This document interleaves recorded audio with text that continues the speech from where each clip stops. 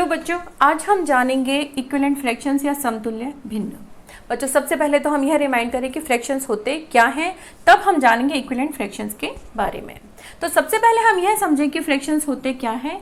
Fractions के बारे में हम पिछले वीडियोस में जान चुके हैं कि फ्रैक्शन क्या है, a part of a whole. यानी अगर हमारे पास कोई फिगर दी गई है या हमें किसी चीज को क्या करना है, डिवाइड करना है, तो कितने पार्ट्स में यानी पूरे में से कितने पार्ट में हमें डिवाइड करना है या कितने पार्ट के बारे में हमसे पूछा जा रहा है, वह होगा हमारा फ्रैक्शन। यानी होल पार्ट में से और जितने पार्ट के बारे में बात की जाए उसको हम कहेंगे फ्रैक्शन। यानी कुल में से कितना, यानी कुल पार्ट कितने हैं और उन कुल पार्ट्स में से कितने पार्ट के बारे में हमसे बात की जा रही है, कितने पार्ट का फ्रैक्शन हमसे पूछा जा रहा है, वह होगा हमारा फ्रैक्शन।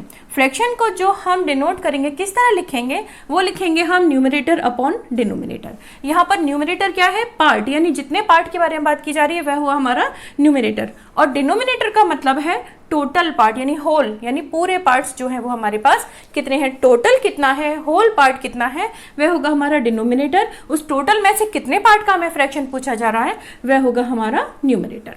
तो चलिए शुरू करते हैं। सबसे पहले हमने यहाँ पर कुछ फिगर्स लिए हुए हैं और उन फिगर्स में से हमने उसके वन पार्ट को यानी कुछ पार्ट्स को हमने क्या है, शेड किया हुआ है, और यहाँ पर हम जो फ्रैक्शन बताएंगे वह हम अपने शेडेड पार्ट का फ्रैक्शन बताएंगे। तो सबसे पहला जो हमारा फिगर है, यहाँ पर कुल पार्ट्स हैं 2, 1 और 2 पार्ट्स हैं, तो ये हुए हमारे डिनोमिनेटर, और इन 2 पार्ट्स में से कितना पार्ट हमारा शेडेड है, 1, तो इसको हम लिख सकते हैं 1/2।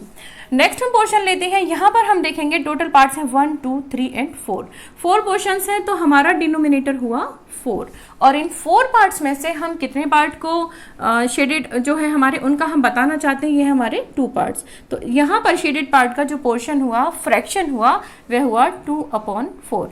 इसी तरह हम यहाँ पर करें तो ये हुआ हमारा 3/6। इसको हम देखना चाहते हैं, ये है 1, 2, 3, 4, 5, 6, 7, 8, 9, 10, और ये हुआ आपका 5/10। नेक्स्ट है आपका, ये हमने नेक्स्ट जो फिगर लिया है, यहाँ पर हम देखेंगे, यहाँ पर है ये आपका 10/20। तो हमने यहाँ पर कुछ फिगर्स लिए जिनको हमने फ्रैक्शन की फॉर्म में लिखा। यहाँ पर अगर हम ध्यान से देखें तो जो हमारे फिगर्स थे बिल्कुल सेम फिगर्स हैं, और इनको हमने आधा यानी हाफ पार्ट में डिवाइड किया हुआ है, जो कि हमने अपने फर्स्ट फ्रैक्शन में लिखा हुआ है। 1/2 यानी हाफ पार्ट है हमारा, जिसको हमने 1/2 में लिखा हुआ है। अगर हम ध्यान से देखें तो जो हमने पूरा जो फिगर लिए हैं इनका हाफ पार्ट यानी सबका हमने इक्वल पार्ट जो है वह शेड में किया हुआ है, वह शेड किया हुआ है। तो यहाँ पर हम कह सकते हैं कि 1/2 ये इक्वल है आपके 2/4 के, इक्वल होना चाहिए 3/6 के, इक्वल होना चाहिए 5/10 के, और ये इक्वल होना चाहिए 10/20 के। तो यहाँ पर हम कह सकते हैं कि ये सारी जो फिगर्स हैं वो क्या है, इक्वल है, और इन इक्वल पार्ट्स में से हमने क्या किया है, सेम पोर्शन को, यहाँ पर जो हमने इक्वल पोर्शन है उसको हमने शेड किया हुआ है, और इनके हमने फ्रैक्शंस लिए। तो ये जो सारे फ्रैक्शंस हैं ये एक दूसरे के क्या होने चाहिए, इक्विवेलेंट होने चाहिए। और क्यों होने चाहिए, क्योंकि 2 और more fractions representing the same part of a whole are called equivalent fractions. यानी 2 या 2 से ज़्यादा इस तरह के फ्रैक्शन जो कि क्या रिप्रेजेंट करते हैं, same part of a whole. Whole क्या है, हमारा पूरा जो फिगर है ये, और इसके जो पार्ट्स हैं इनके सेम पार्ट्स को जो कि रिप्रेजेंट करें, यहाँ पर हम देखेंगे तो ये सेम पार्ट्स को रिप्रेजेंट करते हैं। तो ये सारे जो फ्रैक्शंस हैं वो क्या हैं, इक्विवेलेंट फ्रैक्शंस हैं। अब हम क्या कर सकते हैं, हम यह जानना चाहें कि हम कैसे पता करें। हम हर बार तो फिगर बना करके और इनको हम यह शो नहीं करेंगे कि इक्विवेलेंट फ्रैक्शन है या नहीं। तो इक्विवेलेंट फ्रैक्शन जानने के लिए हम क्या कर सकते हैं कि कोई भी हमारे पास फ्रैक्शन है और इसके हम इक्विवेलेंट फ्रैक्शन जानना चाहते हैं, तो हमारे पास 2 तरीके होते हैं। सबसे पहला तो ये कि जो भी हमारा फ्रैक्शन है उसको हम क्या करें, सेम नंबर से मल्टीप्लाई करें, न्यूमरेटर को भी और डिनोमिनेटर को भी। यानी अगर कोई भी फ्रैक्शन हमारे पास है और इसके न्यूमरेटर और डिनोमिनेटर में हम सेम नंबर से मल्टीप्लाई करें तो जो हमें फिगर्स मिलेंगे, जो फ्रैक्शंस मिलेंगे, वे सब क्या होंगे? इक्विवेलेंट फ्रैक्शंस होंगे। तो यहाँ पर हमने एग्जांपल लिया है 1/2, यानी हमने जो फर्स्ट फ्रैक्शन था उसका हमने एग्जांपल लिया। तो यहाँ पर अगर हम देखें 1/2 है, ये हमने ले लिया। यहाँ पर सेकंड देखना है हमें 2/4। इसको लेने के लिए हमें क्या करना होगा? यहाँ इंटू 2, यानी न्यूमरेटर और डिनोमिनेटर में अगर हम 2 से मल्टीप्लाई करते हैं तो ये आ जाएगा आपका 2/4। तो इस तरह से तो हम इसको ले सकते हैं। नेक्स्ट हम देखें 3/6। तो 3/6 को हम किस तरह लिख सकते हैं? 1/2 इंटू 3 माने यहाँ हमने न्यूमरेटर और डिनोमिनेटर दोनों में क्या किया है? 3 से मल्टीप्लाई किया है। तो ये आ गया आपका 3/6। इसी तरह आप देखें 5/10। तो यहाँ पर हमने क्या किया है? 1/2 और इसको हमने मल्टीप्लाई किया है 5 से, बोथ न्यूमरेटर और डिनोमिनेटर में। तो इस तरह हमने ले लिया 5/10 और इसी तरह से हमारे पास है 10/20। इससे भी हम 1/2 से हम इसको ले सकते हैं। यहाँ पर हमने किया 1/2, तो इसको लेने के लिए हमें चाहिए 10 और इसको भी लेने के लिए हमें चाहिए 10, यानी 1/2 में इंटू 10 किया हमने न्यूमरेटर और डिनोमिनेटर दोनों में, तो हमें क्या मिलेगा? 10/20। तो इस तरह ये तो हुआ पहला तरीका जिससे हम जान सकते हैं कि ये जो हमारे फ्रैक्शंस हैं वह इक्विवेलेंट हैं। बच्चों, इस तरह के भी क्वेश्चंस हमारे पास होते हैं कि हमें कोई भी एक फ्रैक्शन दिया गया हो और उसके हमें 4 या 5 या 3 इस तरह से इक्विवेलेंट फ्रैक्शंस जानने हो, तो उसके लिए हम क्या करते हैं? सिंपल उस फ्रैक्शन को लिख करके उसको फर्स्ट हम क्या कर सकते हैं? 2 से मल्टीप्लाई कर सकते हैं न्यूमरेटर डिनोमिनेटर दोनों में। नेक्स्ट हम कर सकते हैं 3 से और नेक्स्ट हम कर सकते हैं 4 से। लेकिन यहाँ पर हमें यह ध्यान रखना होगा कि जो भी हमारे पास फ्रैक्शन है और जिसमें हम उसका इक्विवेलेंट फ्रैक्शन बनाना चाहते हैं, तो जिस फिगर से भी, जिस नंबर से भी हम मल्टीप्लाई करेंगे वह दोनों तरफ यानी न्यूमरेटर और डिनोमिनेटर दोनों में सेम होना चाहिए। तो यह तो हुआ हमारा फर्स्ट मेथड जिससे कि हम इक्विवेलेंट फ्रैक्शंस को बना सकते हैं। नेक्स्ट जो हमारा मेथड है उसमें हम क्या कर सकते हैं? यहाँ पर तो हमने मल्टीप्लाई करने के बाद में और उसके बाद में हमें क्या मिले? इक्विवेलेंट फ्रैक्शंस मिले। इसके अलावा हम क्या कर सकते हैं? सपोज हमारे पास है 10/20। हम लास्ट वाला जो फ्रैक्शन है इसको लेते हैं और इसमें हम क्या करें? यहाँ पर हमने क्या किया कि सेम नंबर से न्यूमरेटर और डिनोमिनेटर दोनों में हमने सेम नंबर से क्या किया है? मल्टीप्लाई किया है।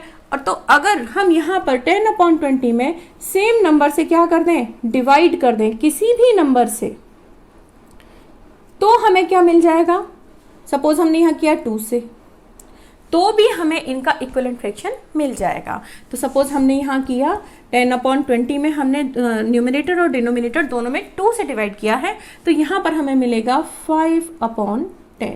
तो इस तरह हम कह सकते हैं कि जो 10/20 है वह इक्विवेलेंट है 5/10 के। हम अगर इनको 10/20 हमें देखना होगा जो डिवाइड करने के लिए एक कॉमन नंबर जिससे हम 10 को भी डिवाइड कर सकते हैं और 20 को भी डिवाइड कर सकें।